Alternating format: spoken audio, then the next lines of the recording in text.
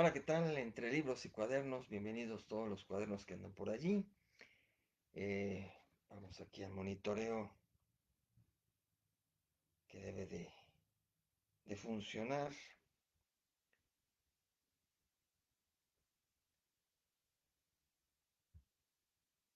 Bien, estamos en el viernes 22 de enero, ya nada más una semana más y terminamos el primer mes de este 2021. Y estamos en el programa número 30 de estos Entre libros y cuadernos. Bienvenidos todos ustedes. Gracias por su compañía en esta velada literaria de aquí a que pues concluya realmente esta emisión, este ciclo.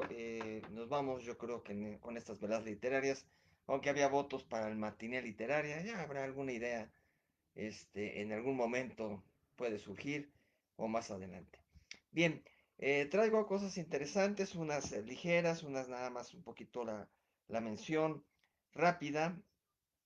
Pero por supuesto hoy traigo a José Zorrilla, traigo nada menos que a Luis Espota, traigo a Gabriel Said y en manera estelar a George Orwell y a Stendhal.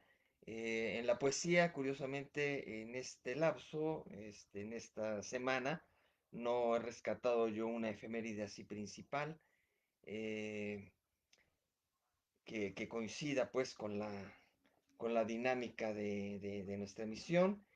Y en sustitución, pues les había comentado algo de Alfonso Reyes por algún otro poema que vino esta idea del sol, de tengo tanto sol, casi casi sobre las espaldas, ¿no? Ya me cansa tanto sol.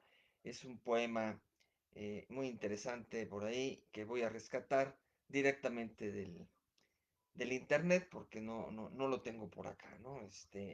En el libro que viene un compendio de poetas, pues no viene Alfonso Reyes como poeta, ese libro tan importante mamutreto que tengo aquí atrás a nivel de libro de texto, trae muchísimos poetas latinoamericanos, españoles, hispanoamericanos en general, y resulta que Alfonso Reyes no viene. Así que pues he tenido que recurrir al internet y rescatar ahí un poema de Alfonso Reyes. Bienvenido Karen Wick, bienvenida Karen Wick, y vamos con los autores.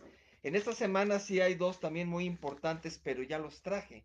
Entonces se nos llena mucho la emisión de autores y vuelvo a hablar de ellos. En algún momento excepcional, algunos son privilegiados de mi parte y los vuelvo a mencionar, ¿no? Pero según también el cupo que tenga.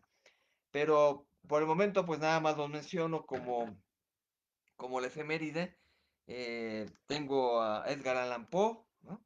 Ahora sí es natalicio, el 19 de enero el de 1809, imagínense, ya pasaban más de 200 años de Edgar Allan Poe y es tan vigente.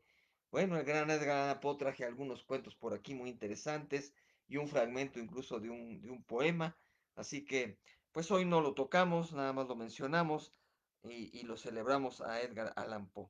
También a Jorge Ibargüengoitia, a quien he tocado dos veces porque una fue por la independencia con Los Pasos de López, una novela, y en otra ocasión sí fue por su fallecimiento, ese accidente aéreo que hubo allá en el aeropuerto de Barajas, en España, en Madrid, España.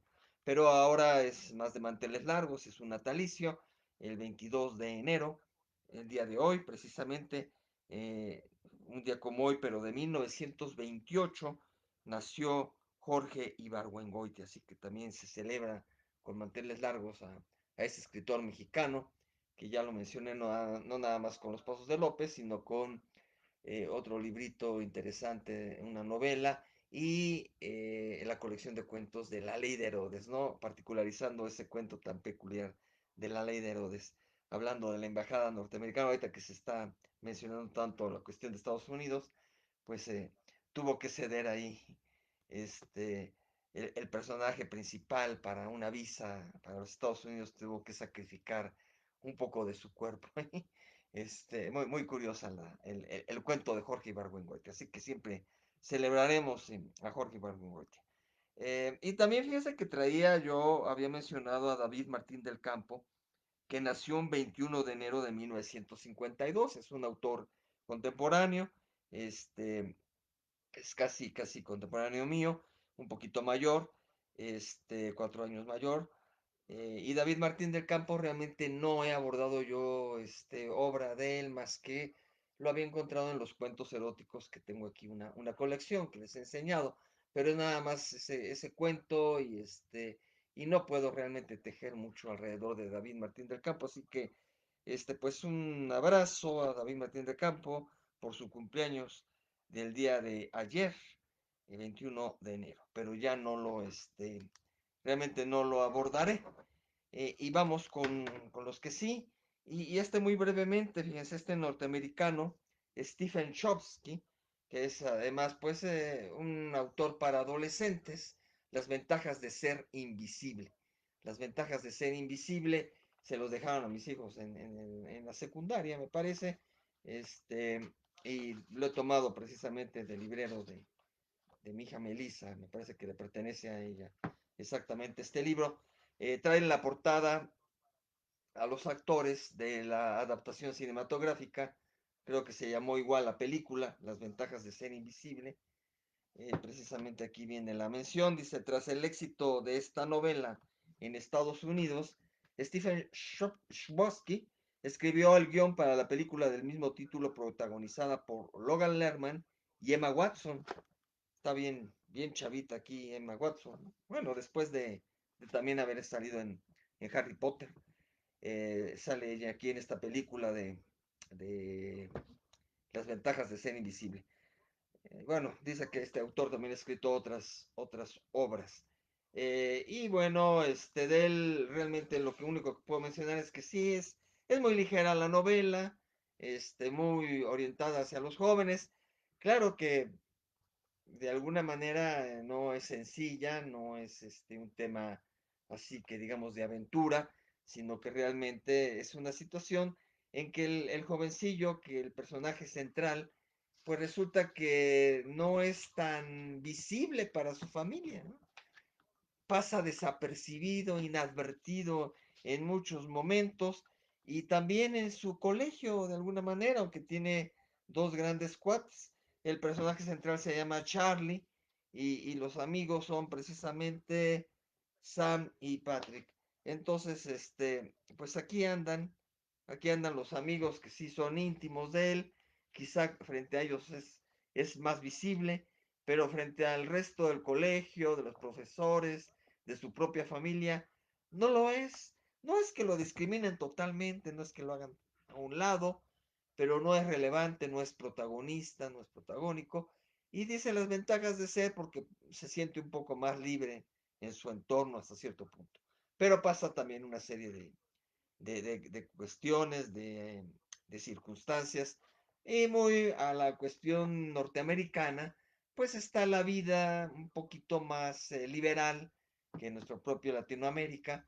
Un muchacho que empieza a experimentar también con la propia marihuana, ahora que viene todo el tema de la marihuana, sale mucho a colación el tema, sin estigmatizar esa situación.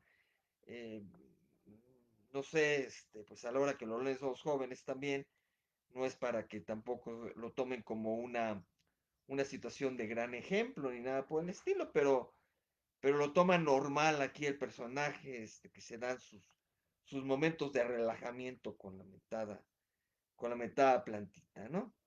Este, aquí por ejemplo hay un párrafo que dice, después de una semana sin hablar con nadie, al final llamé a Bob. Sé que no debía, pero no sabía qué hacer si no. Le pregunté si tenía cualquier cosa que pudiera comprar. Me dijo que le quedaban 7 gramos de marihuana. Así que tomé parte de mi paga de Semana Santa y la compré. Desde entonces he estado fumándomela sin parar, ¿no? Entonces, en eso quizá haya identificación de muchos jóvenes de hoy, pero bueno, este es el mentado librito que andaba por ahí y no quería dejarlo pasar, porque pues es parte de la literatura aquí de los libreros de la casa. Las ventajas de ser invisible, Stefan Chbosky. Bueno, norteamericano. Bien, ahora cambié un poquito aquí mi escenografía y no tengo mucho espacio hacia los lados, ahora es hacia el frente, para probar un poquito así la cámara, porque de repente en los videos veo que hay demasiado acercamiento y es un poco molesto, ¿no? Bien, vamos ahora con José Zorrilla. Uy, José Zorrilla, pues desde cuándo viene, ¿eh? De muy atrás este español. Se conmemora el día de mañana su partida, un día como mañana, pero de 1893, ¿no? Más de 100 años también.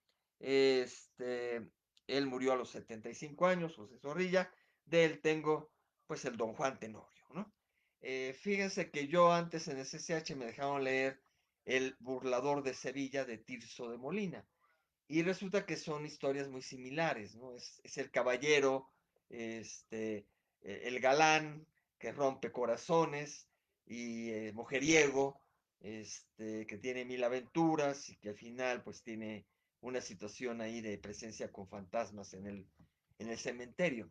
Es muy similar al burlador de Sevilla, pero bueno, es como esto de los clásicos infantiles que comentábamos allá en Europa, que han retomado tanto Perrault como los hermanos Grimm y tienen las mismas autorías sobre grandes clásicos, pero que resultan ser historias orales auténticas más atrás. Entonces, de alguna manera, sucede lo mismo con muchas otras cosas en el mundo, sobre todo en lo que era la antigüedad, y seguramente en España pues también había esa tradición oral y estas historias aventurescas estaban muy de moda. Entonces la recogieron tanto Tirso de Molina, que lo leí primero, aunque no tengo el libro de él, lo tengo que conseguir, ese lo leí en la biblioteca del CCH, y ahora que tengo, pues, que me llamó la atención tener aquí en mi biblioteca personal, es José Zorrilla con Don Juan Tenorio. Ya lo comenté un poco, o un bastantito similar a como lo voy a hacer hoy, pero hoy sí le toca por ser autor. Lo toqué en noviembre, cuando estábamos en la conmemoración acá también del Día de Muertos, ¿no? Entonces, bienvenida Itzayana Jardón, que anda por allí. Buenas noches. Bueno, ¿qué les cuento de cosas curiosas aquí? Pequeños señalamientos que traigo. Dice, está hablando, pues, Don Juan con el otro personaje que es Luis, que creo que es, déjenme no equivocarme, déjenme ir a mi acordeón aquí. Sí, don Luis digamos, el competidor. Son dos caballeros, dos jóvenes en esa época que de repente presumen sus galanterías, presumen el haber conquistado ya muchas mujeres. Y oigan nada más lo que dicen. Claro que no es lejano a la actualidad, cuando los galanes por allí famosos, pues tienen también muchísimas cosas. Dicen, pasemos a las conquistas. Y dice Juan, sumo aquí 56. Y dice Luis, y yo sumo en vuestras listas 72. Entonces, cada uno cuenta la del otro. O sea que esto quiere decir que el mentado don Luis ha tenido 56 mujeres y don Juan 72, ¿no? Entonces, imagínense, por eso el término de don Juan viene pues de don Juan Tenorio, ¿no? Los don Juanes que andan por allí.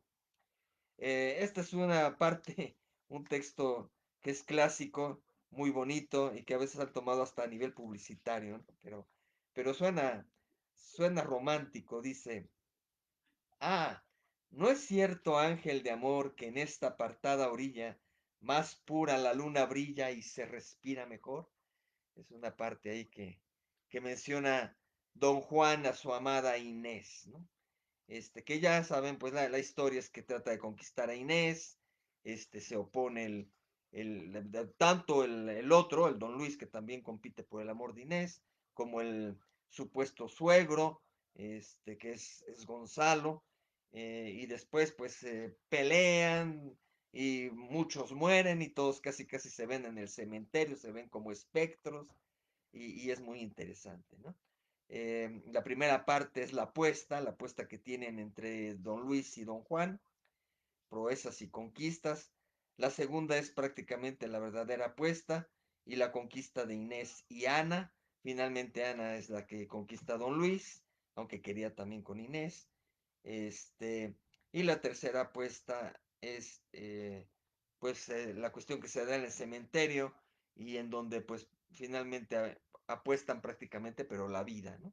Ahí está don Juan Tenorio de José Zorrilla. Y fíjense que empata también la parte dramatúrgica, pero dando un salto gigantesco de aquel siglo XIX hasta el siglo, finales del siglo XX, ya en la parte contemporánea, tenemos nada menos que una interesante antología que llegó por la cuestión de mi... No, ya es siglo XXI. Sí, llegó ya el siglo XXI. Damos ese salto del siglo XIX al XXI porque esta edición es de 2006. Que es una antología de dramaturgos andaluces. Dice Los andaluces, esos raros. Selección y prólogo de Jimena Escalante, que es mexicana, pero que tiene ascendencia andaluz, precisamente. Y es una edición de la UNAM. eh, de difusión cultural de la UNAM, el librito. Llegó cuando yo estaba en Radio UNAM, pues llegaba bastante obra por allí, tanto para la difusión como para quienes trabajábamos allí. A veces teníamos la fortuna de tener este tipo de obras, ¿no? Entonces, es interesante asomarse a una dramaturgia española. Este es con el pretexto de que por ahí apunté los nombres de los autores y resulta que Alfonso Zurro nació un 23 de enero, déjenme decir desde qué año, no trae aquí sí, de 1953, es también contemporáneo, no lo apunté por acá, pero es 1953, y pues a propósito de que él nace ese día, que es el día de mañana, que mañana es su cumpleaños de este español.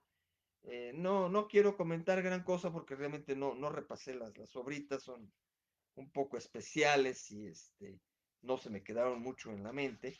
Ya lo leí obviamente, pero fue así como muy pasajero, muy de rápido y no retuve gran cosa. Octubre, noviembre de 2009. Simplemente les comento más que nada por la valía de toda la antología, más que del propio autor, que es Alfonso Zurro. ¿Qué otros autores trae? Bueno, está lo de la selección por parte de Jiménez Escalante, y luego tenemos a un Antonio Onetti, Mercedes León, FJ Mancilla, Antonio Álamo, el susodicho Alfonso Zurro, por el cual estamos mencionando la obra, y Aurora Mateos. Y son pequeñas obritas que se han puesto allá en España.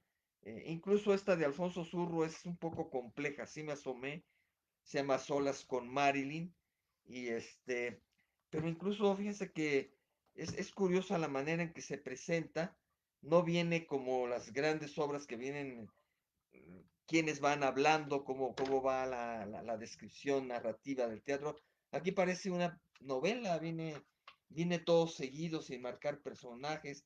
Ha de haber sido una especie, pues no sé si de monólogo, este, cómo se habrá montado esta obra moderna.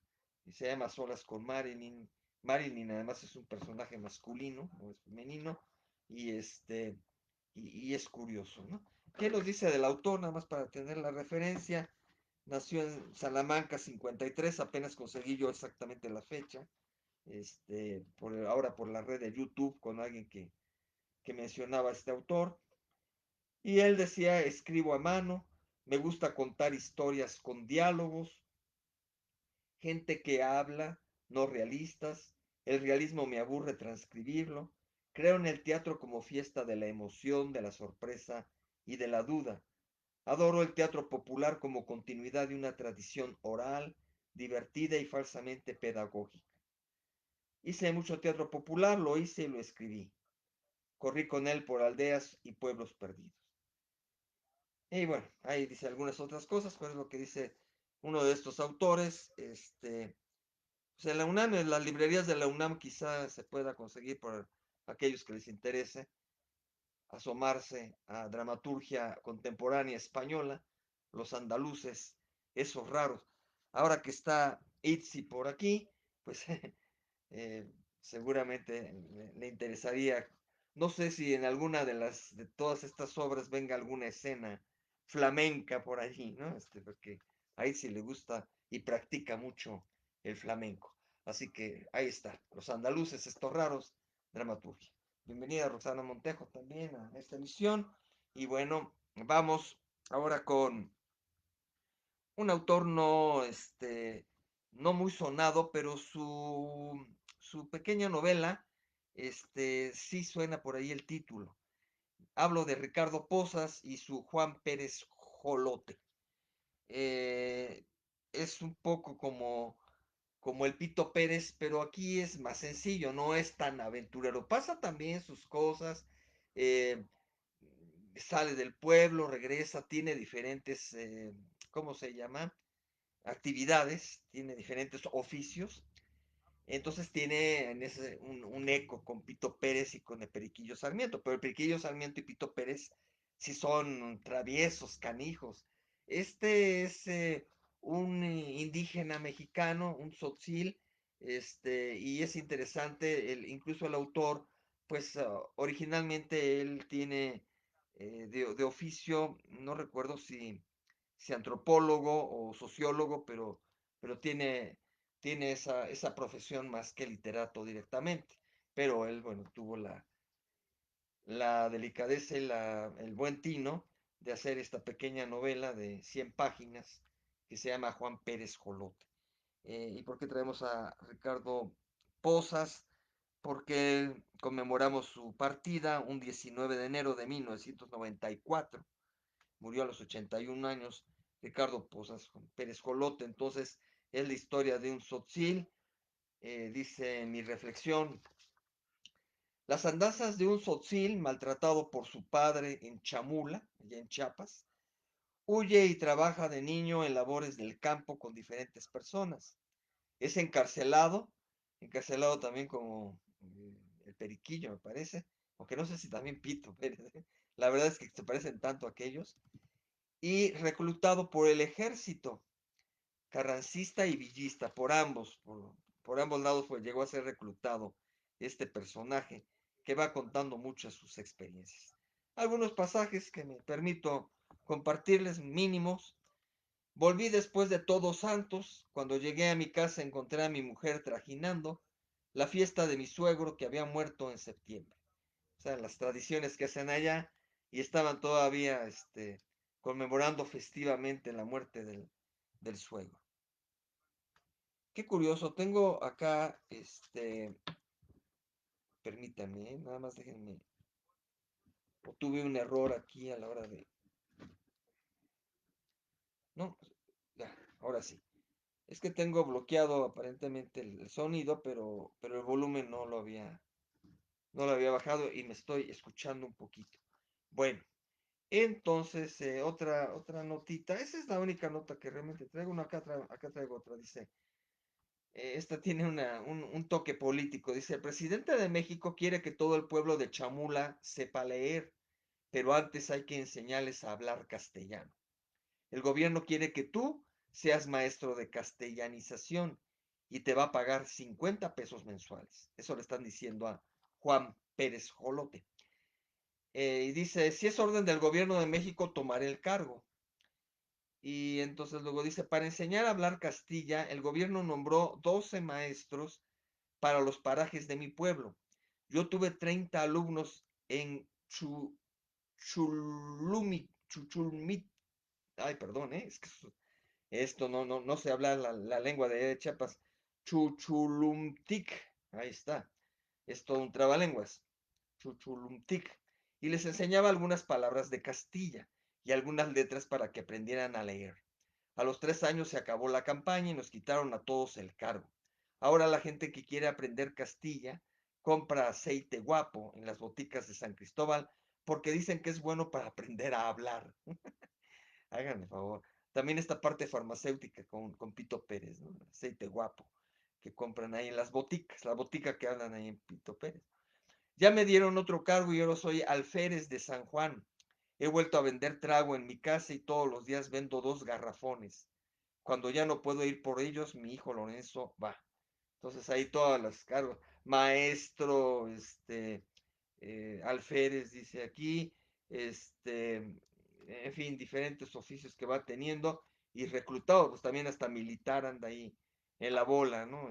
Juan Pérez Jolote, un librito muy pequeño, este es de una edición del Fondo de Cultura Económico en su colección popular se llama, y bueno, sencillito, el librito, ese sí no sé tampoco ni cómo me cayó, si lo compré, lo tengo borrado un poquito esta situación. Bueno, ahí está.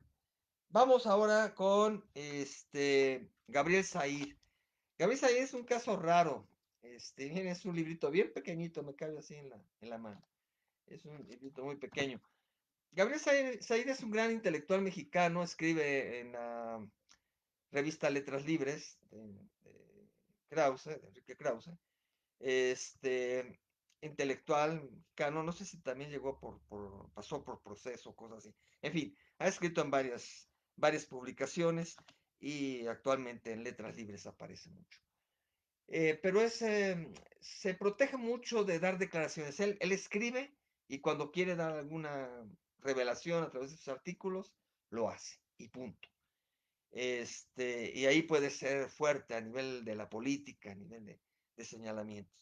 Fíjense que Gabés ahí también fue el que develó las tranzas literarias de Saltiel a la Triste, que copiaba, que plagiaba artículos del Reforma y los presentaba como suyos. Ese Saltiel a la Triste que fue intermediario ante el portugués, aquel que me quitaron mi cuento, va, ¿no? Entonces, ahí me dio mucho gusto que desenmascarara al señor a la Triste, Gabriel Said. Pero es un personaje que se cuida mucho de no ser protagónico. Entonces, incluso en cualquier, no va, no acepta entrevistas, prácticamente ha sido rarísimo, se ha llegado a aceptar hace muchos años alguna entrevista por allá, hay que buscarla con lupa, eh, y se oculta de alguna manera, no le gusta estar en los reflectores, ¿no? Él es un intelectual, pero no es un intelectual presumido, presuntuoso, ni le gusta estar ahí en la palestra. Entonces, incluso hace poco, y hoy no veo por allí al compañero que luego me sigue, abogado, él, eh, planteaban una hipótesis de que finalmente Gabriel Said casi era un personaje que no existía, que varios, varios podían apropiarse de ese nombre para a veces hacer declaraciones, a veces sacar una cosa fuerte, etcétera, etcétera. Pero no, la verdad es que Gabriel Said sí es un personaje que se sabe de él. Por ahí se puede rescatar alguna imagen que difícilmente se deja incluso retratar, pero sí hay. Y yo tuve una experiencia así súper mínima, porque según eso, tampoco me consta porque no dije, oiga usted, entonces sí es Gabriel Said, pero en una exposición plástica y en la Biblioteca de México, en la Ciudadela, entre tanto los eventos que llegué a asistir, después de la pequeña inauguración, él tenía algún nexo con el artista plástico que se presentó y entonces andaba por allí y alguien me dijo de los compañeros, no, pues es que ahí anda Gabriel Said. Y dije yo, Gabriel Said, y dice, sí, sí, sí, pero incluso ya me señalaron de que no fuera a tomar fotos y si tomaba alguna foto, ¿no? Que por ahí al principio de cuando llegó a saludar a alguien, la eliminara, que no vayamos a difundir nada de Gabriel Said, porque pues, él quiere que se respete mucho esa cuestión de secrecía, de no querer. Y bueno, pues volteé, casi pasó junto a mí, ¿no? Con otra persona, una acompañante que llevaba ahí, señora también, y dije yo, bueno, pues él es Gabriel Said, hasta allí, ¿no? Capaz que si hubiera llevado mi librito, hubiera sabido que iba ahí, porque ni idea tenía, pues fueron de los invitados que llegaron. Y si hubiera tenido yo idea, a lo mejor me acerco, pero quién sabe qué respuesta hubiera tenido de Gabriel Said, a lo mejor no me firma nada, ¿no? Este librito me lo encargaron en el bachillerato, en redacción, La máquina de cantar, La máquina de cantar, Y es una locura, pero que además la locura pues no viene de él, sino que según lo refiere, viene de otras ideas que ahorita les digo. Dice, demostración sobre soneto. Es una idea como de generar una máquina, una computadora, pero hagan, claro, la computadora viene de la mitad del siglo pasado, no viene de finales, nada más que nos llegó las PCs y todo eso, pues a finales, y la hemos gozado ahora en el siglo XXI. Pero obviamente la computadora se empezaban a hacer ensayos desde mediados con eso de la Segunda Guerra Mundial y todas esas cuestiones. Pero este, la idea aquí loca de hablar casi casi de una computadora que ayude a escribir no nada más así del teclado y de que uno eche la imaginación, sino de que estén programadas para producir literatura, sonetos, ¿no? Puede pasar muy arriesgado, pero son experimentos que se siguen haciendo, ¿eh?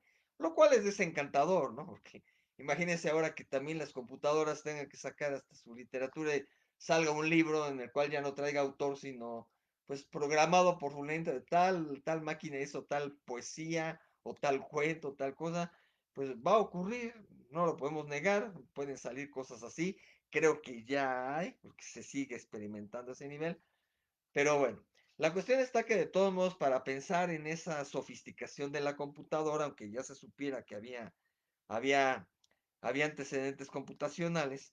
Resulta que esta obra salió a la luz en 1967. Saludos a Betty Palacios que dice, de Gabriel Said mi poema preferido es Alabando su manera de hacerlo, además de sus lúcidos ensayos, sí, obviamente ensayos y este es un ensayo, pero es un ensayo breve, un ensayo muy loco, muy casual, lo tengo muy presente, muy simbólico este librito de la máquina de cantar, se puede traducir como la computadora de poemas o la computadora de poesía, podría ser así, es la máquina de cantar. Y en SSH leyendo esto, todavía uno, pues ni idea hay sí en SSH. Yo mis primeras experiencias que tuve con la computación, pues sí, quizá por el examen que se hizo y que sabía uno que entraban en unas computadoras, pero pues nada más para ese tipo de cosas, o en el banco, los primeros cuestiones que había un poco bancarias, ahí menores, este, podría tener un acercamiento de computación, pero hasta la facultad realmente ya vi experiencias más cercanas y luego a la par en el Novedades, que colaboré, pues también ya tuve la experiencia con la computación, pero en el CCH pues ni quieren tomar así muy en serio la computación, sobre todo ya para ejercer algo más, ¿no? Y esto lo escribió en 67. La edición del librito es del 70, de 1970. Y entonces aquí, por ejemplo, dice, menciona Gabriel Said, estos experimentos hacen pensar en otras posibilidades. Por ejemplo, terminar de escribir de una vez por todas los sonetos que falten de escribir. Basta la antología de 1001 sonetos mexicanos de Salvador Novo para comprobar que la producción mecánica de sonetos no sería ninguna novedad. Pero una máquina electrónica podría acabar con la tarea, liberando a la patria y a la humanidad entera de esa carga para todos los siglos venideros. Es como una cuestión sarcástica, ¿no? Irónica de lo que podría suceder, ¿no? Este, a ver si llego, yo tenía escogido por aquí de dónde él tomaba esta idea, que no es totalmente original de él, ya mencionaba él, creo que se me ha de haber caído la referencia, caray. Acá está. Dice, en el cancionero apócrifo de Juan de Mairena, poeta, filósofo, retórico, inventor de una máquina de cantar, o sea que de alguna manera él ya, según eso, está tomando también el título de otra obra, de Juan de Mairena, dice él, de un cancionero.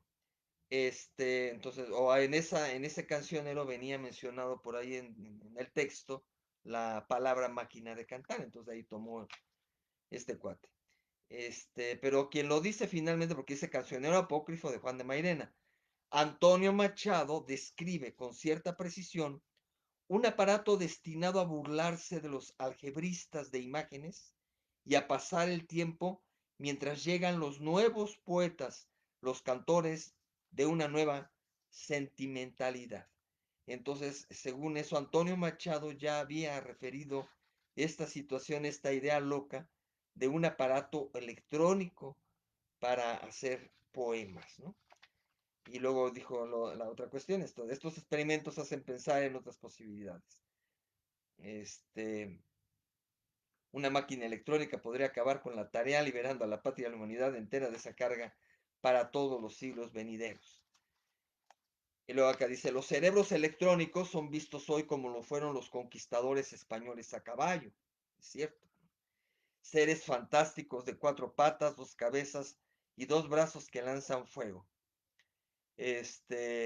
Entonces, sí, los cerebros electrónicos, las computadoras, pues realmente han sido un invento que hasta ha asustado en un momento dado, ¿no? Todo lo que ha llegado con él. La verdadera limitación de una computadora, que si dice computadora, es su incapacidad de lectura concreta. Su lectura es abstracta, aunque pueda ser muy específica. No tiene ojos para leer un milagro, lo cual no quita que pueda hacer versos. La máquina aleatoria inventada por Tristán Tzara es ni más ni menos una precursora de la proferición electrónica. Habría que buscar, ¿no? Así como tarea, hay que buscar a este señor si es cierto o es parte de ficción también, pero según eso Tristán Tzara había ya hecho también algún experimento de ese tipo. Y yo he leído hace poco de cosas que se intentan a través de la computación, así que se está alcanzando esto que se veía como un proyecto, una locura, sobre todo en 67, ¿no? En 67 yo estaba en la primaria cuando Gabriel Said, imagínense la estatura de intelectual, la investigación que este señor estaba logrando hacer, ¿no? Cada obra de arte es un mundo abierto y comunicativo, una llama que puede extenderse, no una simple esfera aparte. Esta cita la escogí porque aquí como que condensa él realmente la oposición a la cuestión computarizada, o sea, todo ha sido como una especie de sátira, como de llamarnos la atención, de jalarnos las orejas, a no abandonar la parte artística humanista, auténtica del ser humano, ¿no? Y entonces aquí dice, cada obra de arte es un mundo abierto y comunicativo, una llama que puede extenderse, no una simple esfera aparte, una apertura que integra el sueño y la realidad, que permite a los que vienen hallar cobijo y salir a soñar y hacer más. Esto sí, pues un auténtico poeta, un auténtico literato, esa tarea es la que le corresponde y no, pues no caer en las garras del futuro que nos está alcanzando de una máquina, de una computadora poética, la máquina de cantar. Editado por Siglo XXI, cómo nos encargaban libritos del siglo XXI, que existe la editorial, obviamente, cómo nos encargaban mucho en las escuelas. Bueno, ahí está, Gabriel Said. Al rato voy a mencionar algo nuevamente de él a propósito de George Orwell, que lo traigo aquí. Y ya vamos a llegar, ¿eh? Hoy nos vamos a ir tempranón. Son 9:20 para las 10. En menos de una hora estamos fuera hoy. No los voy a desvelar demasiado. Dejen ver si no hay más saludos. No. Bueno, acá déjenme, vamos a acercarme un poco porque a veces aparecen otros por acá diferentes. Hoy sí coincide todo lo que va aquí. Bien, antes de Orwell y de Stendhal, que es con quienes casi casi cierro, aparte de Alfonso Reyes, traigo a Luis Espota. Luis Espota, con Días de Poder. Ah, pero se me olvidó decir de Gabriel Said. Conmemoramos su natalicio. Él es todavía un intelectual vivo, ya grande, pero él nació un 24 de enero de 1934. Así que el domingo es el cumpleaños de Gabriel Said, de quienes algunos dudan que exista. Pero ahí está el señor. Y no sé, Betty, si tú me puedes sacar también de dudas, porque Betty Palacios fue compañera mía en la biblioteca de México, en la DGB, y Betty acudías también mucho a las inauguraciones de las exposiciones de artes plásticas allí en el Foro Polivalente, en el vestíbulo del Foro Polivalente ya en los últimos años. Y entonces ahí hubo una exposición, que no recuerdo de quién fue, y acudió, estaba yo mencionando la anécdota, de que me dicen, alguien me refirió, nuestro fotógrafo de allí, Juan Toledo, me dijo, pues ahí anda Gabriel Said, ¿no? Entonces yo volteé y dije, bueno, pues voy a fotografiarlo mentalmente, ¿no? Para tener en cuenta a Gabriel Said. No sé si en esa ocasión tú también acudiste, supiste de eso o no, pero pero esa es la pequeña anécdota que traigo de Gabriel Said. Bueno, yo con Luis Espota, otro mexicano, de él conmemoramos su partido un 20 de enero de 1985, el año del terremoto, el primer terremoto del 19 de septiembre. Murió a los 59 años, Luis Espota, este, y esta fue su última obra, incluso ya es póstuma porque casi la preparó, la tenía lista, la había encargado a Jaime Labastida que la corrigiera, le metiera a mano, él cumplió con el encargo y en cuanto cumplió con el encargo salió a imprenta incluso pues muy recientemente de la muerte de Luis Espota. Casi estaba terminándola 2 días antes, algo así, esta novela cuando lo sorprendió pues la muerte a Luis Espota. Así que es su última obra y termina siendo póstuma ya la edición, pero él tenía plena conciencia de que iba a salir estas ediciones de Grijalvo, ¿no? Grijalvo, que también es una editorial de mis tiempos antiguos, eh, y Sema Díaz de Poder. Luis Espota también tenía un programa, así como les comenté la semana pasada, sobre Ricardo Garibay. Igual Luis Espota también salía en Canal 13, en Canal 13 antiguo. Este, y era una emisión que incluso antecede todo lo que vino a hacer luego Luis Carbajo en Canal 11 y todo lo que vino a hacer Ricardo Rocha en Televisa y ya después hasta también en TV Azteca, de esos programas nocturnos, revistas nocturnas con invitados de todo tipo, etcétera, etcétera. Ricardo Rocha incluso con un programa que se llamaba Para Gente Grande, que era muy bueno, que veía muchos literatos, leían ensayos, daban opiniones, leían poesía, representaban, era muy bueno ese Para Gente Grande, pero Luis Espota tenía uno muy particular también en Canal 13, lo que pasa que en aquel tiempo, digamos que sí era muy opacado el Canal 13, ¿no? Era un horario, creo, domingo, nocturno, y casi casi competía con programas chabacanones de Televisa, ¿no? Entonces, el rating no era mayúsculo. Eh, digamos que Ricardo Garibay tampoco a lo mejor gozó de mucho rating, pero recuerdo yo más haber visto los programas de Ricardo Garibay que el de Luis Espota, que eran más nocturnos, ¿no? Casi recuerdo que eran en domingo en la noche, bastante tarde. Y era más formal. Ricardo Garibay era muy emotivo, ya les dije, ¿no? Apasionado, emotivo, bronco. Eso era Ricardo Garibay, con su voz cautivante. Luis Espota era pausado, calmado, formal, de traje, y salía con algunos invitados y comentaban varias cosas de la política, de la literatura, pero en un tono, pues que quizá no enganchaba mucho a la gente, y entre ellos, la verdad, yo llegué a ver fragmentos, ¿no? de su programa, de su emisión, pero tampoco me enganchaba mucho. Se llamaba La Hora 25 porque era tan tarde que pasaba precisamente casi casi después de las 12 de la noche, quizá era un poco a las 11, pero le decían La Hora 25 porque venía terminando hasta el otro día, rebasaba las 24 horas y sí se extendía, y entonces era como de 11 de la noche a 1 de la mañana la emisión de Luis Espota. Así como las veladas literarias de Teófilo Huerta. No tanto. Las primeras que hice, que me atreví a salir a las 11 de la noche y ya luego fui recorriendo. Pero también mi respetos y mi lejanía de lo que hacía Luis Espota. Pero ahorita recordé pues el horario de 11 a 1, eran veladas, no solamente literarias, sino también políticas, era de un corte general esa revista. Todo recuerdo mucho así a Luis Espota, y él se dedicó, sacó muchas novelas que quizá dentro del entorno crítico literario no tienen un peso así de mucha creatividad, ¿no?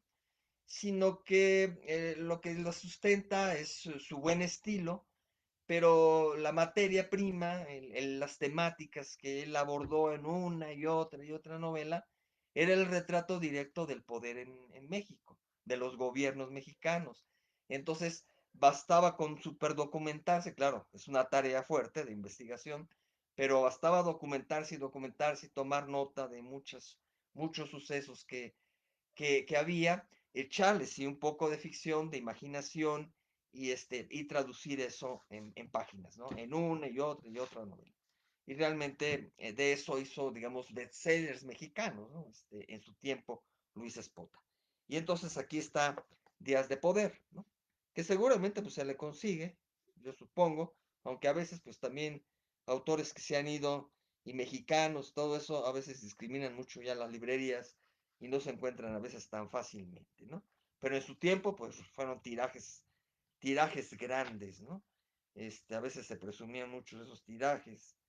Imagínense aquí 30,000 ejemplares, pues sí, comparados con los apenas que lucha uno por 1,000 ejemplares que le saquen y a veces otros que alcanzan 3,000, 5,000. Aquí de un jalón en esta edición, simplemente en esta edición de 1985, que después a lo mejor se reimprimió o cosas así, aquí fueron 30,000 ejemplares, porque era garantía de compra de los lectores que seguían a Luis Espota, ¿no? Este, Incluso se lo dedica el libro al editor, ¿no? Luis Espota, Juan Grijalvo, a sus 45 años de editor. Y entonces, bueno, en esta de Días de Poder es un retrato de un fragmento del sexenio de López Portillo. Este, y sí, de López Portillo viene siendo. Y vienen aquí varios pasajes acerca de la residencia, de la familia, de muchos detalles que se dan precisamente pues de corrupción, de favoritismos políticos, favores políticos, en fin, muchos enredos de ese tipo. Es ameno, es ligero, se lee en unas cuantos días, una semana quizá, un par de semanas, si lo va leyendo muy lentamente uno. Son 400 páginas y así eran sus libros, ¿no? Muchos libros que sacó. Yo solamente me acerqué a Días de Poder, ¿no? Y aquí, por ejemplo, les traigo algunos ejemplos. Les va cambiando los nombres, o sea, es muy obvio todo. Es superior a la silla del águila de Carlos Fuentes, ¿eh? A pesar de que Carlos Fuentes me parece mayor literato que Luis Espota, tiene mayor estatura, mayor trayectoria literaria además. En la novela esta de Silla del Águila que critiqué aquí un poco era muy predecible y es un poco este ensayo de locura, de retratar algo y allá un poco futurista. Pero estas, en ese caso, son superiores esta por la forma en de la narrativa y de la forma en que la estructura. Le va cambiando los nombres a los presidentes, a los lugares. Por ejemplo, en lugar de los pinos dice los arcos, ¿no? Para disimular un poco, ¿no? Podría decirlo directamente, ¿no? Pero quizá en ese tiempo todavía había cierto recato en algunos escritores de no decir las cosas tal cuales, porque como dice tanto otras, dice tan obvias otras cosas, entonces mejor las más elementales, esas sí las reviste, las disimula, ¿no? Porque las otras están más graves, ¿no? Están las otras situaciones. Dice, y todo trata entonces de un presidente que viene siendo López Portillo, pero que aquí se llama, déjenme ver, aquí lo apunté ayer, porque ese no lo traía apuntado, aquí no rescaté los personajes, aquí hubo una variante de mi forma de leer, no rescaté los personajes, pero es Ubaldo Real, Ubaldo Real. No quiso Dávalos imaginar con cuánta cólera o con qué arrebatos de dolor reaccionaría el hombre de los arcos, o sea, el hombre de los pinos, el presidente, tan sensible a lo que de un modo u otro afectara a su familia, al conocer por sus labios esa noticia de la que solo él y unos pocos de sus agentes estaban enterados. En otra partecita dice, es el partido, nuestro partido unificador revolucionario, pues, es el PRI, pero le pone Partido Unificador Revolucionario, como culminación de un proceso interno democrático y transparente, el que designa al candidato oficial a la presidencia de la República. El señor de Palacio no interviene, ¿no? Sabíamos que pues, sí intervenía, ¿no? Pero ahí tratan de dar la idea de que no. Luego, aquí hay una llamada del presidente Ubaldo Real y Arce, y le dice a su secretario, uno de sus secretarios de turismo, me parece, eh, ¿por qué de ser yo el que tenga que sacarlo siempre a todos ustedes de los líos en que se meten? Tú, Ángel, eres el responsable del sector de transportes y turismo. Entonces, una secretaría ahí fusionada, ¿no? Transportes y turismo. Si lo eres, resuelve los problemas que en esas áreas se plantean y por favor, no me los pases a mí. Si a la nena le hacen falta esos aviones, no sé si sea, creo que es una de sus hijas del presidente. Entonces dice, si a la nena le hacen falta esos aviones, repito, consíguelos, ¿no? Esa parte eh, que dominó tanto en nuestros gobiernos contemporáneos, de las influencias, ¿no? Y de los grandes favores que se conseguían, se agenciaban ellos mismos los presidentes, ¿no? Entonces, si necesita esos aviones, consíguelos. Si necesita esas suites en la capital y en Gardenia, arréglate como puedas y dáselas. Si no, ¿dónde va a alojar a sus invitados? ¿En la calle? ¿En la playa? Creo que se iba a casar la nena mentada y necesitaba todos esos apoyos, ¿no? Luego acá dice, he vuelto, acá habla un candidato que ha regresado del exilio, ¿no? Y un candidato de la oposición que a la mera hora lo eliminan, lo desaparecen, lo matan.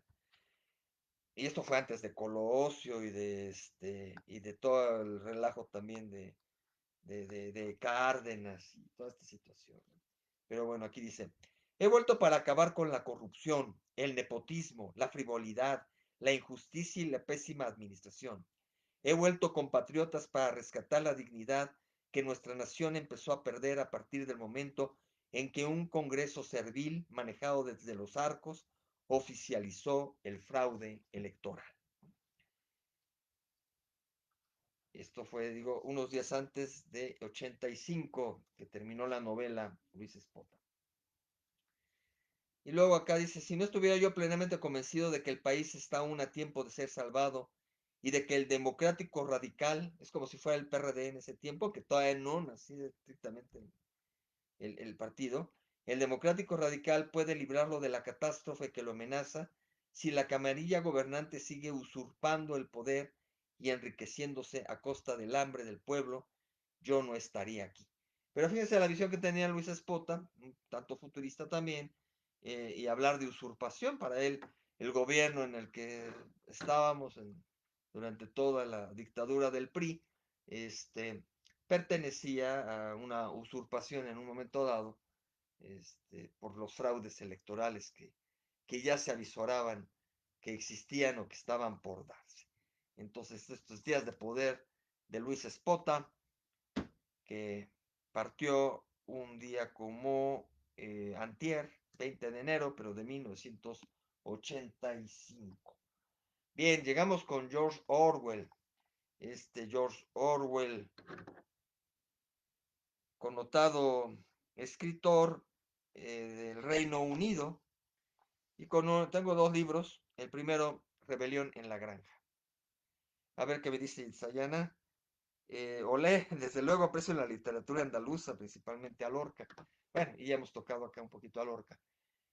Con la casa de Bernarda Alba, que luego se me andaba olvidando el nombre de la obra. Bien, Rebelión en la Granja me parece una novela muy menor de este autor, y en cambio 1984, pues es la clásica de él, y me parece bastante atinada, de estatura mucho mayor. En cambio, esta me parece casi un panfleto, un panfleto político. La verdad yo no lo desacredito un poco, no me entusiasma demasiado. Tiene, pues sí, su jiribilla, es una crítica. Hay que entender que el autor, de alguna manera, trataba de reflejar y de criticar el sistema, sobre todo de Stalin, en la naciente Unión Soviética. Entonces, pues un sistema dictatorial en el mundo con un corte férreo. Se le antoja mucho a este autor hacer crítica y la hace pues puntualmente, pero a partir de puros personajes animales, ¿no? No sé por qué, en un momento digo, si está uno en la, en la adolescencia, en la juventud, a lo mejor le puede parecer más simpático esto, o si el libro realmente estuviera con ese tono para la juventud, pero no es tal. Pero no me llama la atención, es como el caso de Anatole France con la novela que traje, ¿no? Que por ahí luego me llegaron los defensores de Anatole France y me dijeron de obras que debo de leer, que debo de tener en cuenta porque son a lo mejor muy buenas. Pero la que yo tengo aquí de la isla de los pingüinos, ahora sí traigo buena memoria, creo que hoy me alimenté bien, dormí bien, pero todo me está llegando sin haber repasado otras cosas, ¿eh? Este, y ese de Doctor Franz con la de los pingüinos, a mí me parece una cosa rara, ¿no? Hay los pingüinos, la política, los pingüinos, que después terminan siendo humanos, pingüinos humanizados. En fin, no me gustó mucho. Y acá La Rebelión en la Granja es algo similar. Es una serie de todos los animales que se puedan imaginar. Incluso yo creo que ahora están dando los gansos, ¿no? Ahora que en este sexenio el ganso ha tenido una relevancia. Andan gansos, patos, borregos, cerdos, que son los dictadores mayores. Un caballo que es el mártir, el héroe. Este, es curioso en un momento dado, pero así como literatura super seria, no se me llega a hacer, ¿no? Aunque bueno, lo tomaron en cuenta como esa crítica política a un sistema dictatorial férreo, como el de la Unión Soviética en su momento, sobre todo con Stalin. Este, Aquí nos señala la contraportada, dice, el argumento es sencillo, los animales de una granja se sublevan victoriosamente contra sus dueños humanos, ¿no? Eso toman ahí. Pero pronto surgen entre ellos ambiciones y rivalidades que nos muestran la corrupción que engendra el poder. El mensaje, pues, es bueno, pero pues, hay que tomarlo con los animalitos ahí medio loco, no sé. Yo en la reflexión puse la rebelión desde la concepción doctrinaria de animalismo, el liderazgo de los cerdos que poco a poco va aprovechándose de su condición para llegarse comodidades y excepciones. O sea, hicieron la rebelión y luego los cerdos pues terminan siendo unos dictadores y unos canijos. Por eso en la portada viene un tipo, un humano, pero con cara de cerdo, ¿no? Cerdo, cerdo. Y hay unos borregos atrás, ¿no? Muchos borregos. Este, bueno, y luego dice una atmósfera de traición, represión y ejecuciones, hasta la total descomposición y abandono de los ideales originales. Esto lo leí en 2005. Y es una editorial Tomo, que son libros sencillos. Aquí hay una parte que dice, simplemente porque son los seres humanos los que nos arrebatan el mayor volumen de nuestro trabajo, ¿no? Lo cual es cierto, pues, el hombre explota pues, a los animales, ¿no? Los matamos para comer, los matamos para las faenas en el campo, o no los matamos, sino los aprovechamos en las faenas del campo, a las vacas se les explota para la leche, en fin, el hombre explota totalmente a todos los animales, entonces ese es el sentido que se da al principio y ellos están revelándose porque han sido explotados por los humanos, ¿no? Este, y luego acá dice, todos los males de nuestras vidas tienen su origen en la tiranía que los seres humanos ejercen sobre los animales. Eliminado el hombre, verán que el producto de nuestro trabajo será nuestro. Tan repentinamente como de la noche a la mañana, seríamos ricos y libres. ¿Cuál es entonces la tarea a realizar? Trabajar noche y día en cuerpo y alma para derrotar a la especie humana. A eso apunta mi mensaje, camaradas. Rebelión, ¿no? Este, Ahí esa parte, digo, suena así como pues, que a lo mejor si se lo cuenta uno a los niños, a los jóvenes, puede ser atractivo, puede ser ejemplificador, pero pues a mí no me llenó mucho, ¿no? Pero ahí está, La rebelión en la granja. Y después sí, 1984, incluso se los encargo yo mucho a mis alumnos, porque trae mucho sentido de la comunicación social, ¿no? En 1984, por ahí veía yo el librito, lo veía cuando estudiaba, también es editorial Tomo, eh, y lo conseguí ya mucho después. Lo leí hasta el 2008, junio, julio de 2008, y mi hijo puso aquí también, lo leyó en enero de 2014.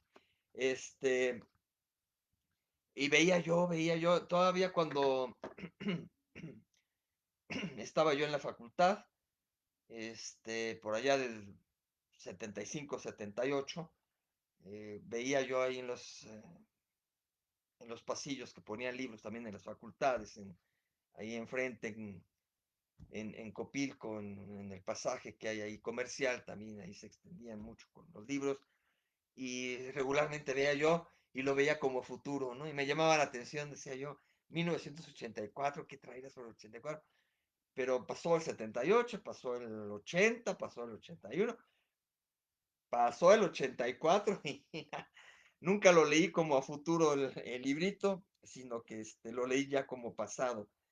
Y dije yo, bueno, pues se quedó corto el autor porque pues, en 84 ni sucedió todo lo que se daba y y el 84 todavía fue muy diferente, pero ahora en este siglo, sobre todo, estamos viendo muchas cosas, ¿no? De aquí deriva nada menos que el Big Brother, porque él habla aquí de Big Brother, incluso bueno, en el texto en inglés, pues el término es Big Brother, aquí es el Gran Hermano, que así lo tomaron en España cuando hicieron el mentada serie televisiva del Big Brother, ¿no? Entonces, el Gran Hermano, aquí lo mencionan, pero es el Big Brother. ¿Por qué? Porque es meterse hasta la cocina, en la intimidad de las personas, ¿no?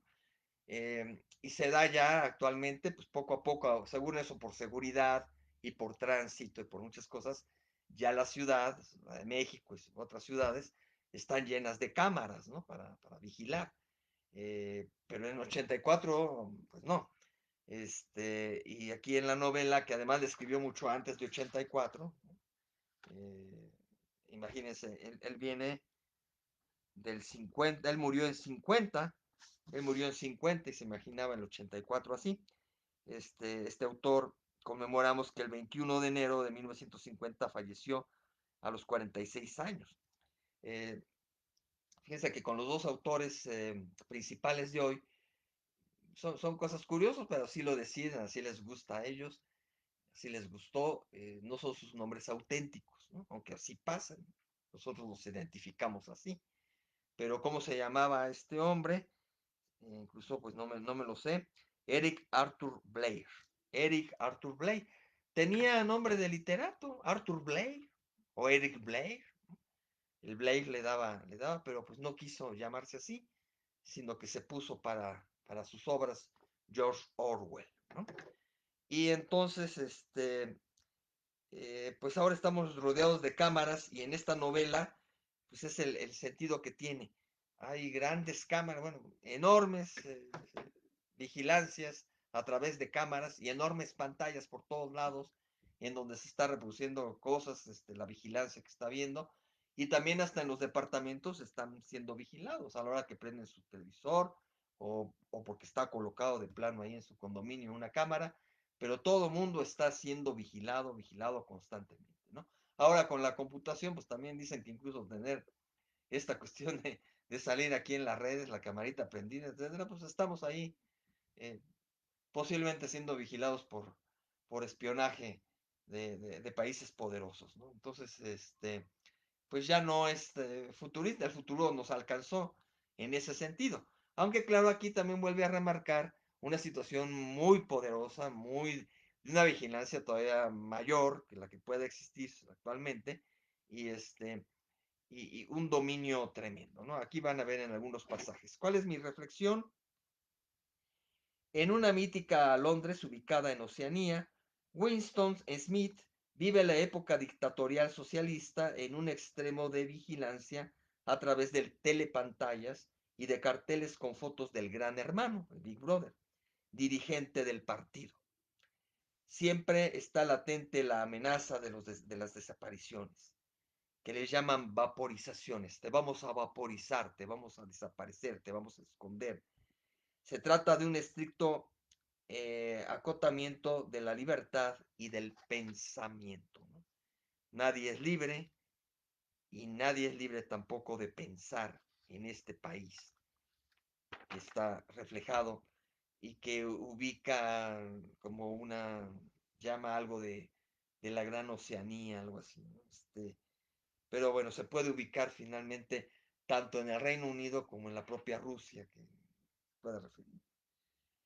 La guerra es paz, la libertad, claro, pensando él que pudiera el Reino Unido caer en las garras de la influencia satelital en aquel entonces de Stalin. La guerra es paz, eran sus frases que tenían como mensaje político, ¿no? Como adoctrinamiento. La guerra es paz, o sea, si quieres paz, de todos modos tiene que haber en un momento dado guerra. La libertad es esclavitud, ¿no? Entonces no puede ser libre. Y la ignorancia es fuerza, ¿no? O sea, mientras más ignorantes sean, mayor fortaleza tiene el sistema. Acá hay una cita que dice, había toda una cadena de secciones autónomas ocupándose de literatura, música, teatro y en general de todo lo que sirviera para entretener a los proletarios. Allí se imprimían periódicos que solo contenían información deportiva, sucesos y astrología, novelas sensacionalistas, películas desbordantes de sexo y canciones sentimentales, compuestas con puros elementos mecánicos en una suerte de caleidoscopio apodado versificador. Ahí está. Elementos mecánicos con un calidoscopio apodado versificador. Aquí está nuevamente la máquina de cantar, lo que advertía Gabriel Said. Este, había una sección conocida en neolengua, hay también un idioma nuevo que como codificado ahí para que lo entiendan, con el nombre de pornosec, que producía una pornografía ínfima que se enviaba en paquetes sellados que miembro alguno del partido, salvo aquellos que trabajaban en la sección, podían abrir. Incluso el personaje central, el Smith, William Smith, este, se dedica a trabajar en una especie de periódico o de lugar en donde la historia se acomoda a los intereses actuales. Entonces, si al gobierno en un momento dado le interesa tergiversar algo de la historia antigua, lo hacen y entonces sacan a la luz eso y borran todo lo demás, ¿no? O sea, la historia se va amoldando a los intereses que se van dando, ¿no? Con mayor razón el presente mismo, ¿no? Todo lo que está sucediendo, pero así también con el pasado, ¿no? Si el pasado les hace ruido, tienen que cambiar lo que sucedió, ¿no? Los héroes y todas esas cuestiones. El rudo trabajo físico, el cuidado del hogar, de los hijos, las sórdidas disputas entre vecinos, el cine, el fútbol, la cerveza y por sobre todo el juego, cubrían por completo el horizonte de sus pretensiones. Bueno, luego acá otro par de citas. Acá viene ya más otra vez la máquina de cantar. Escuchen esto. Esa tonada se cantaba en Londres desde varias semanas atrás. Era una producción de una subsección del Departamento de Música destinada a las proles. La letra de dichas canciones se componía sin intervención humana, usando un instrumento llamado versificador. Nuevamente, ya lo he mencionado arriba, pero el versificador es una computadora, es una máquina de cantar. Nuevamente, está totalmente estrecho esto. No sé, eh, realmente, acá él habla de Antonio Machado, pero no sé si también intervino alguien o esto es una coincidencia total, pero ambos hablan de máquinas que hacen aquí canciones, aquí directamente canciones, como dice máquina de cantar. Allá hablaba de la poesía, pero aquí directamente las canciones. Hola Italia Sosa, bienvenida, buenas noches. También a mi prima María Luisa Moreno, abrazo fuerte, gracias, gracias. Aguascalientes, Aguascalientes, bueno, luego dice, perderás la capacidad de amar. Aquí resulta que, bueno, lo atrapa, ¿no? No les voy a contar en sí la trama, ese sí consíganlo, lo recomiendo mucho, lo van a conseguir fácilmente, 1984. Muchos de ustedes lo han de conocer. Este, y el personaje central, incluso para el amor, tienen que esconderse, ¿no? Se enamora de alguien, pero a la vez desconfía si no es una espía, si no es alguien del gobierno que lo anda a él cazando. Está muy enamorado, pero se tienen que ver escondidas. Después finalmente lo apresan. Sigue con la sospecha de que a lo mejor lo vaya traicionado la enamorada, que parece que no.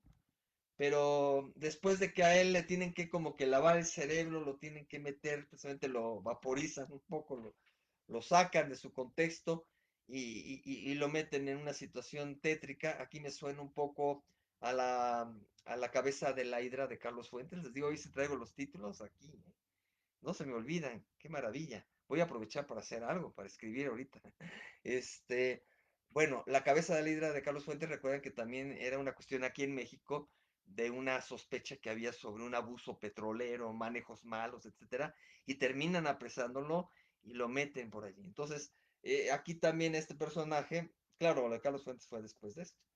El personaje lo condenan, lo meten en un lugar en que lo están atormentando y le están como prácticamente lavando el cerebro para que vuelva a ser un ciudadano ordenado, pacífico, que no se meta en problemas, ¿no? Entonces, y cuando sale de allí, pues sí, tiene por ahí, llega a ver a la anterior amada, pero pues ya no regresan, la ve como con nostalgia, pero no se atreve realmente ya a volverse a enredar allí. Entonces, le decían cuando la acababan de agarrar, lo estaban, lo estaban aleccionando con lo que le iba a pasar. Perderás la capacidad de amar, de sentir amistad, de disfrutar de la vida, de reír, de experimentar asombro ante nada, de ser valeroso, un hombre íntegro, como si te hubieran vaciado, porque eso haremos, vaciarte. Una vez logrado esto, tu contenido será el que queramos, ¿no? Así de fuertes y dictatoriales estaban en en este país ficción de 1984, donde aparecen en todo Big Brother, ¿no? E incluso la portada ahí está también una mirada muy especial, no la característica que luego tenían en la publicidad, ¿no? Pero ahí está un personaje y unos ojos viendo a una multitud, ¿no? A paso, viendo qué va haciendo uno con su vida. Recomendable 1984, a diferencia de La Rebelión de la Granja. Y llego con el último libro, antes de la poesía. Estamos ahora con Stendhal, que también no es un nombre auténtico, que se llamaba Henry Bailey, ese sí no me suena así muy, muy literario, y y se puso Stendhal, ¿no? Sí lo conocemos. Es lo único que he leído de él, pero me encantó la novela, a la altura de las novelas de Dostoyevsky, a la altura de las novelas de Balzac. Es un novelón de casi 600 páginas, 600 páginas. Es un novelón para nada aburrido, este, muy, muy bueno, muy profundo, eh, rojo y negro. Y esta incluso, no, sí, repasé más que nada para escoger citas, para escoger pasajes, pero esta de partida me sé muy bien, tengo dibujada la trama principal, ¿no? Es un jovencito, claro, sí repasé la edad, llega de 19 años, me parece, 18 o 19 años, este, 19, 19 y termina de 23, 24 aquí en la historia. Bueno, o sea que todo sucede en unos 5 años. Este joven es un aspirante a sacerdote. Ha trabajado por ahí, ha estado al servicio del sacerdocio, pero todavía ni siquiera llega a ser novicio, sino que pretende, ¿no? Está metido con esa idea. Y se lo recomiendan a un político, a un alcalde, que tiene su familia, aristócrata, en la Francia antigua, y entonces sucede que llega a la casa de estas personas, muy recomendado, para hacer lo que se conoce pues como un educador de la familia. Tiene un nombre especial que es el preceptor, ¿no? El preceptor, el guía educativo de los niños que tiene esta pareja, ¿no? Que encabeza el alcalde. Entonces llega y primero la esposa como que le tiene cierta reticencia, no quiere dejarle mucho a los niños, pero el marido le dice que sí, que tiene grandes recomendaciones y que así va a ser. Incluso fíjense que hay un pasaje ahorita que les voy a leer una cita. Lo curioso en ese tiempo, porque pues refleja cuestiones reales en un momento dado, ¿no? De la época. Cómo se atrevían a que los niños dormían en el cuarto de la mamá, o sea, en el cuarto de los papás. Ahí estaba la mamá siempre, los niños chiquitos, pequeños, ¿no? De 5 años, cosas así.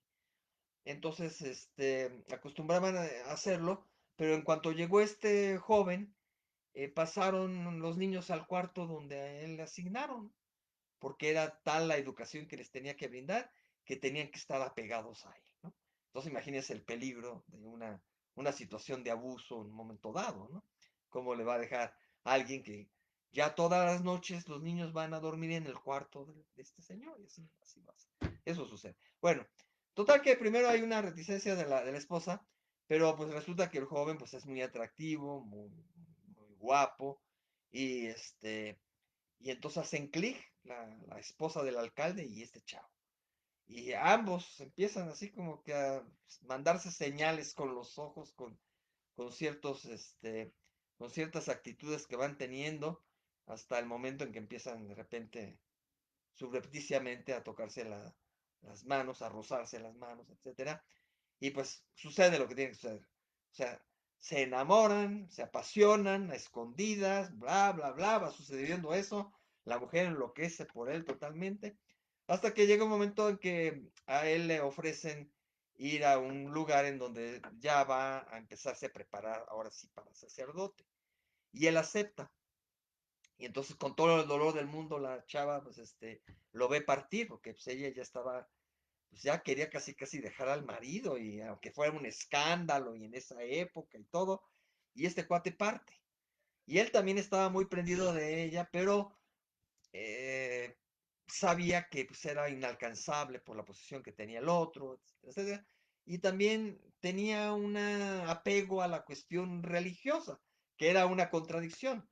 Incluso él sabía que lo que estaba haciendo era pecaminoso, etcétera, etcétera, este, porque sí estaba él convencido de su religión, no de la institución eclesiástica, que hay mucha crítica aquí, no de la institución eclesiástica, aunque para poder acceder a lo que quería tenía que meterse en esa institución eclesiástica, pero incluso ahí en el germen de ello trataba de cambiar cosas.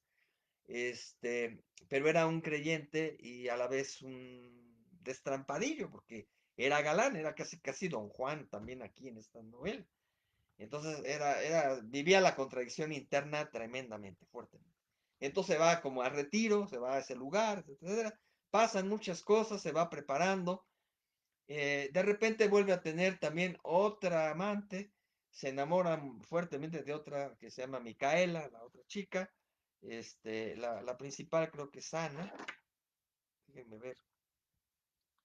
Aquí bueno, es Madame Renan, no ubico bien el nombre, pero es como es la esposa del Monsieur Renan, ella es Madame Renan.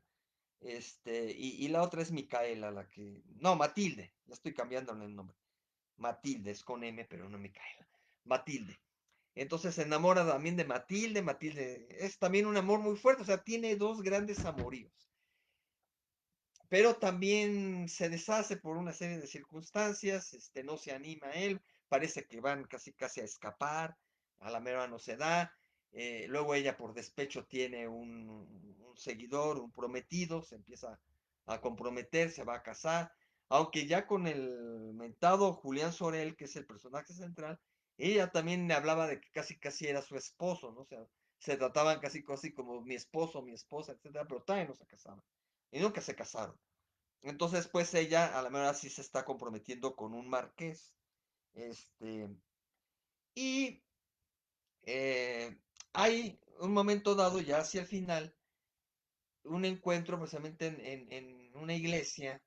De repente descubre, vuelve a ver a Madame Renan, ¿no? Entonces, otra vez, se ha enamorado de ambas mujeres, pero el amor por Madame Renan es superior al de Matilde. pero en su desesperación por lo que quiere ser o porque no se le ha dado, porque no se le dio con ella o porque tampoco ya logró consolidar con Matilde, en fin, por una serie de circunstancias, él decide agredirla en plena iglesia, creo que con un cuchillo, atenta contra la vida de su primera amada, de Madame Renan. Esto también suena al túnel de Sábato, de Ernesto Sábato, este, que es también una situación en que ama tanto a una mujer y que de repente, en su desesperación, quiere atentar contra su vida, ¿no? Entonces, y él va a dar a la cárcel también en el túnel, ¿no? O sea, hay paralelismos que ya he tocado y les recomiendo que se asomen en mi canal de YouTube con mi nombre. Ahí tengo pequeñas capsulitas y tengo esta similitud entre el rojo y negro y el túnel de Sábato. Bueno, entonces sucede que, pues que lo apresan también y lo condenan a muerte. No les voy a decir qué sucede, pero él también pasa una situación muy drástica, como en el túnel del personaje y como también el personaje de Alberto Camus aquí sí ya se me fue el nombre de la novela, ya me falló, en el extranjero, ya me vino.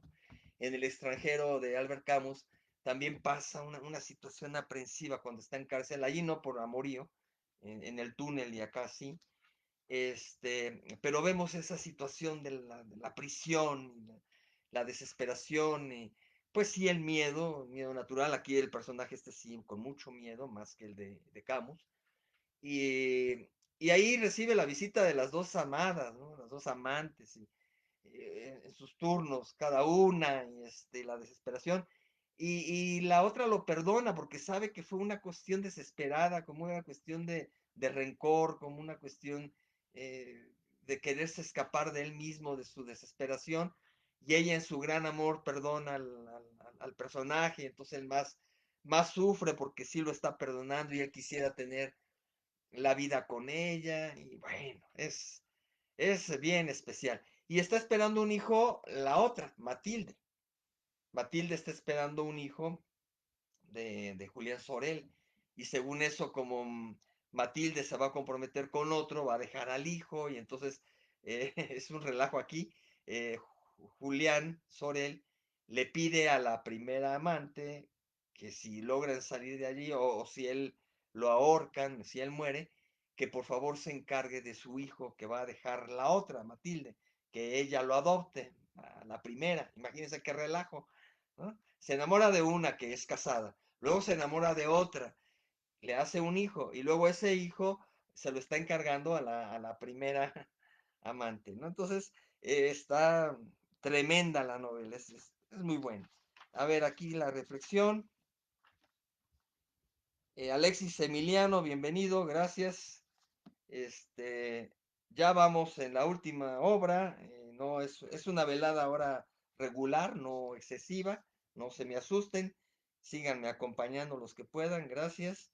Y y aquí va esta reflexión que tengo, como especie de resumen. El actuar de un joven sirviente pretendidamente inclinado al sacerdocio, pero finalmente mundano, astuto y seductor. El intrincado mundo religioso que sirve de base para alcanzar el poder sin detrimento de los placeres y la voluptuosidad. Sin demérito de ella, Julián se aferra por escalar los peldaños de la iglesia sin dejar de amar a Madame Renal. Julián se enamora de diferentes maneras de Madame Renal y de Mademoiselle Matilde y pasa del éxtasis al sufrimiento, ¿no? Pero grueso al sufrimiento. Muy también como los personajes de Dostoyevsky en esos hermanos Kamarasov y toda esa cuestión, ¿no? En que también uno de los hermanos Kamarasov está en la prisión, ¿no? ¿Cuántos personajes? Es muy fuerte esa parte y lo reflejan muy bien Dostoyevsky, Sábato, Camus y Stendhal, esa situación de estar encerrado, ¿no? Por diferentes circunstancias, pero ahí está. En Dostoyevsky porque lo acusan de matar a su padre, en, en Camus por matar a un agresor de un amigo, y en Sábato y en Stendhal por agredir o por atentar contra las amadas, ¿no? La extremada timidez de Madame de Renal se sentía desconcertada por la idea de aquel extraño, al principio, que en razón de sus funciones habría de interponerse siempre entre ella y sus hijos. Estaba acostumbrada a verlos dormir en su cuarto y aquella mañana había derramado no pocas lágrimas al ver trasladar sus camitas a la habitación destinada al preceptor. Entonces imagínense, llevan hasta con las camitas de los niños, se los llevan al cuarto del preceptor. Ahora sería eso totalmente mal visto, ¿no? Después, son pequeñas citas, ¿eh? No crean que es demasiado.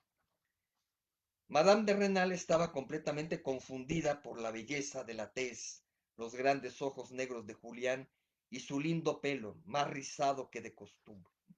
La descripción ahí del chavito de 19 años, ¿no?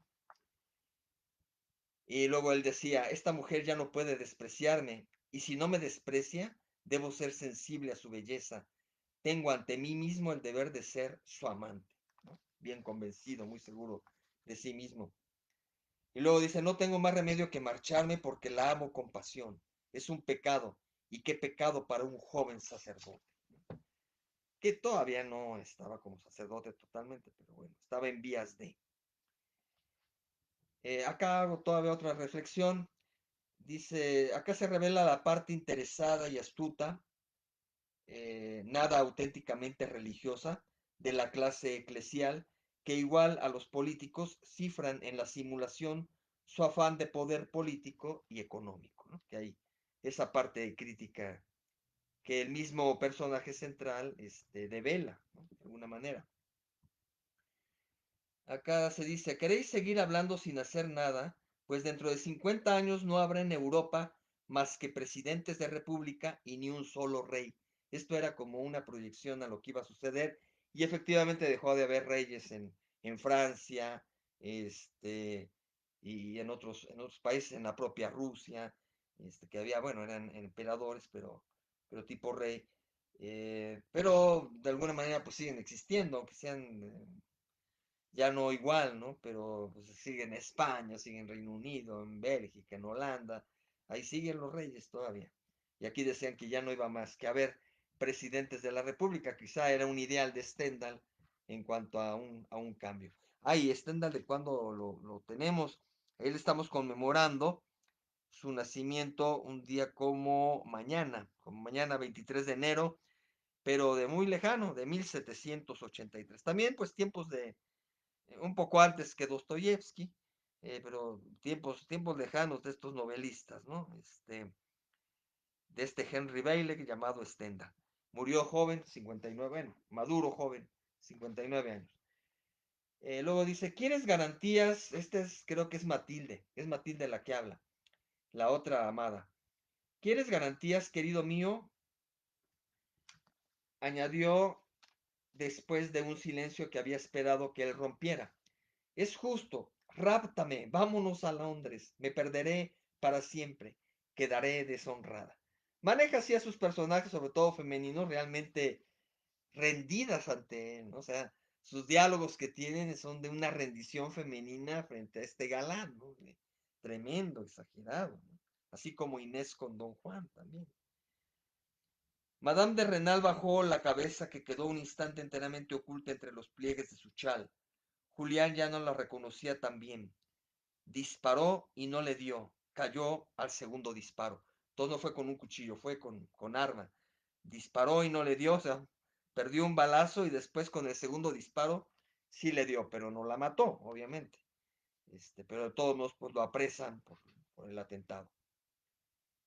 Y luego decía él mismo, después de que atentó contra su vida, decía, vivirá, vivirá para perdonarme y para amarme, ¿no? O sea, es, pues es una novela romántica también, de amor, de pasión tremenda.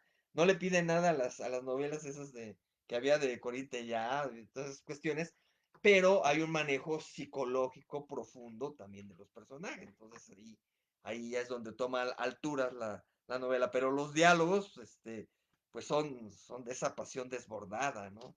Sobre todo en esos tiempos. Llorará muchísimo, la conozco. aunque yo haya intentado asesinarla. Lo olvidará todo y la persona a quien quise quitar la vida será la única que llorará sinceramente mi muerte, ¿no? Eso está muy fuerte, ¿no? Está muy loco, ¿no? La única persona a la que quise quitar la vida va a ser la única que llorará sinceramente mi muerte.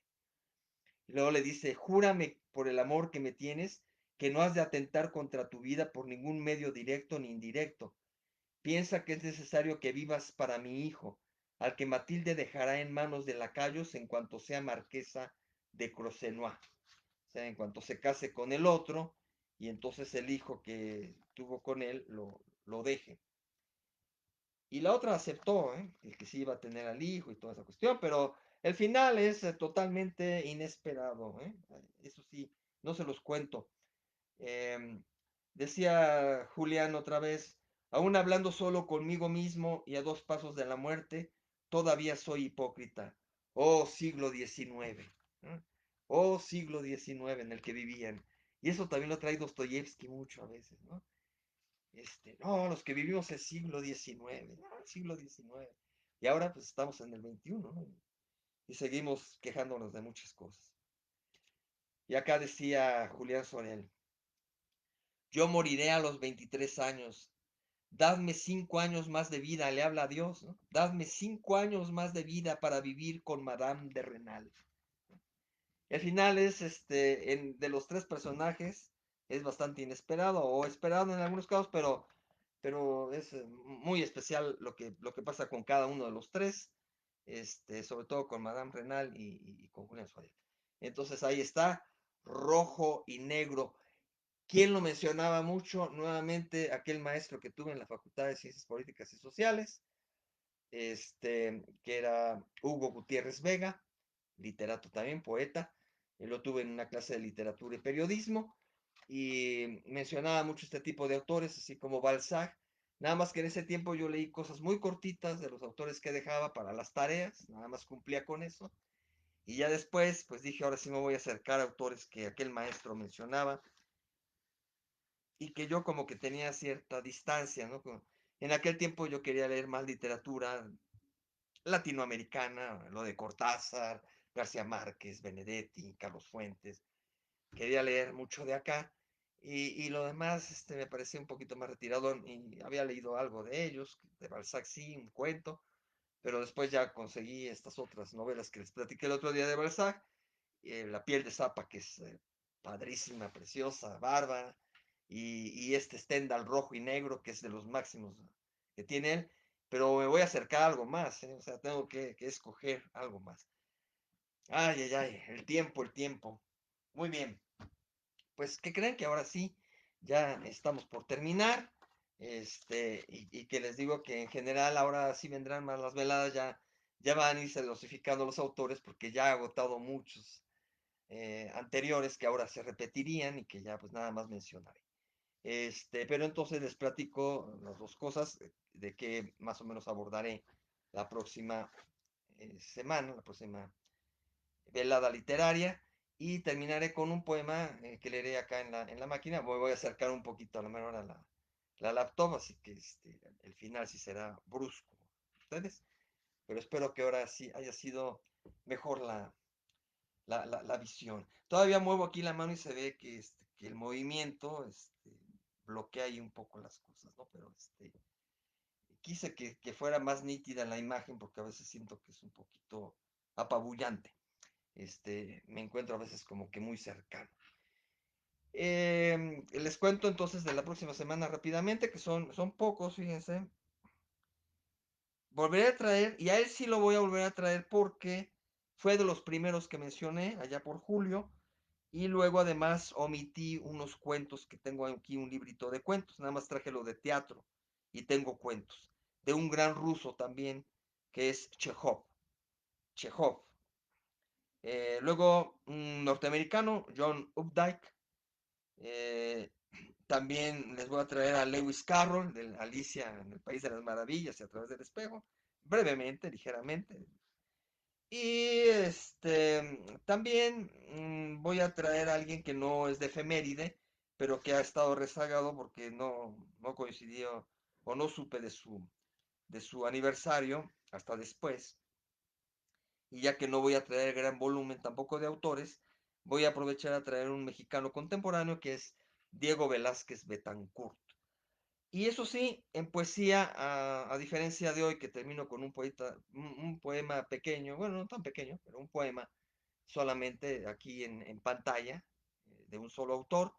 La próxima semana tendré que acortar esa parte, bueno, dará tiempo porque lo de prosa será menor y ahora la poesía va a estar nutrida por las efemérides. Nada menos que un grandísimo José Martí, William Yeats, nuevamente Rubén Bonifaz Nuño, que es muy favorito mío, Carlos MacGregor y nuevamente José Emilio Pacheco.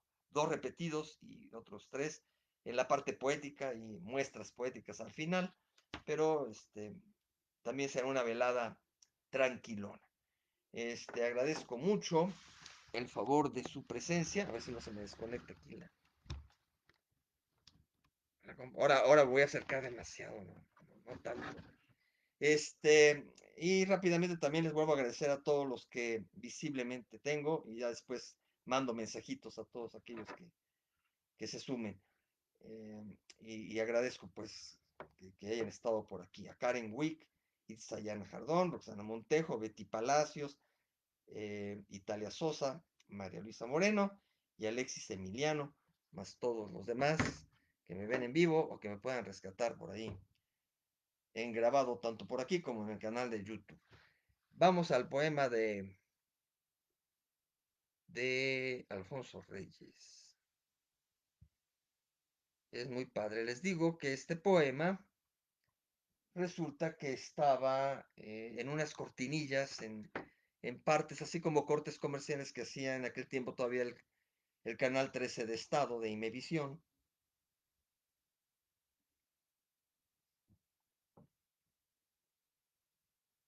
Entonces, en lugar de pasar, pues, se daban el lujo, pues en el Estado había pocos comerciales en ese tiempo. Sí se comercializaba, sí entraba algo de publicidad, pero no tanto como en los canales comerciales. Y, y entraba algunas cosas de propaganda y estos pasajes poéticos que era muy rico, ¿no? Era una buena idea que existía. Así como también Televisa lo hizo cuando vino el Papa Juan Pablo II, con la voz de Paco Stanley, que declamaba bien el tipo, Paco Stanley declamaba bien, y pasaban de repente en los cortes poemas, eh, todo a propósito de que andaba por acá el Papa, y entonces eran muy emotivos esos poemas.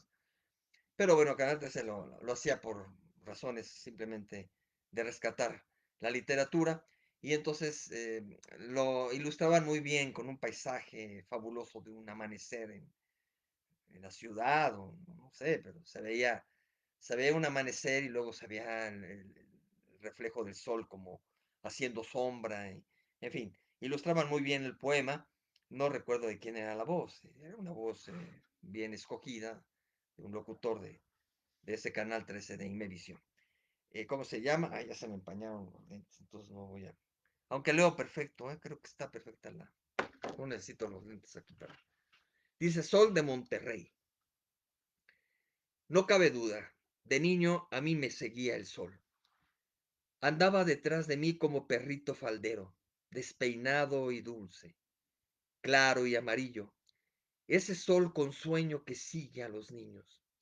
Saltaba de patio en patio, se revolcaba en mi alcoba, aún creo que algunas veces lo espantaban con la escoba. Y a la mañana siguiente ya estaba otra vez conmigo, despeinado y dulce, claro y amarillo, ese sol con sueño que sigue a los niños. El fuego de mayo me armó caballero, yo era el niño andante y el sol mi escudero. Todo el cielo era de añil, toda la casa de oro. Cuánto sol se me metía por los ojos, mar adentro de la frente, a donde quiera que voy, aunque haya nubes cerradas. Oh, cuánto me pesa el sol. Oh, cuánto me duele adentro esa cisterna de sol que viaja conmigo. Yo no conocí en mi infancia sombra sino resolana. Cada ventana era sol, cada cuarto era ventanas. Los corredores tendían arcos de luz por la casa. En los árboles ardían las ascuas de las naranjas y la huerta en lumbre viva se doraba. Los pavos reales eran parientes del sol. La garza empezaba a llamear a cada paso que daba.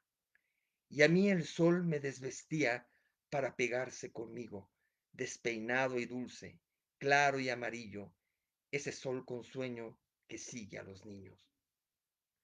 Cuando salí de mi casa con mi bastón y mi hato, le dije a mi corazón, ya lleva sol para rato. Es tesoro y no se acaba, no se acaba, y lo gasto. Traigo tanto sol adentro que ya tanto sol me cansa. Yo no conocí en mi infancia sombra, sino resolana. Esa es, pues, el poema del gran Alfonso Reyes. Pasa de la infancia a la vejez, ¿no? En la infancia realmente sí, como que buscamos mucho de jóvenes el sol, y de repente, la verdad, yo ya no lo aguanto, tengo que llevar cachuchita casi siempre. Me gusta el sol en la playa y todas esas cosas, pero no soporta a veces uno el sol, y lo dice aquí el poema, ese sol que cansa a veces, ¿no? Entonces, de lo divertido que era, después pues también ya es abrumador, ¿no? Pero el sol, la naturaleza, en fin, el arte no hay que explicarla demasiado, el poema lo dijo todo por sí mismo, y ahí está, ese regalo para esta noche, en esta velada literaria. Mi agradecimiento a todos ustedes, perdón ahí por los movimientos, eh, y no sé si de todos hubo algún otro mensaje final, creo que no. Bueno, reviso acá también, todo bien. Bueno, muchas gracias. Con este poema pues queda la despedida. Hasta la próxima semana, los espero en otro Entre Libros y Cuadernos. Cuídense mucho, por favor, y pásenla bien.